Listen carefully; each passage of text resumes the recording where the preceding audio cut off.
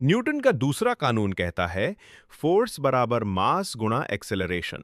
मतलब जितने ज्यादा लोग जलसे में उतनी ज्यादा सियासी फोर्स।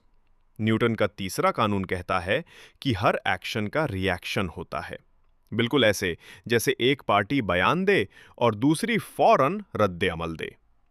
हर कोई इस जलसे में अपने विचारों और ख्वाबों को बयान करने के लिए एकजुट है।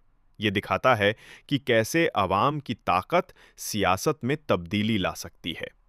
इस जलसे में हर कोई सियासी तब्दीली के लिए अपनी आवाज उठाने आया है और ये साबित करता है कि इत्तेहाद में कितनी ताकत होती है। हर छोटी आवाज और हर छोटा कदम अहमियत रखता है जब लोग मिलकर अपने हुकूक के लिए लड़ते हैं। इस मंच से उठे ख्यालात सिर्फ आज के लिए नहीं हैं, बल्कि आने वाली नस्लों के लिए एक नई राह दिखाते हैं। हर एक दस्तखत और हर एक बातचीत इस तब्दीली के सफर का हिस्सा है जो समाज में नई रोशनी लाएगी।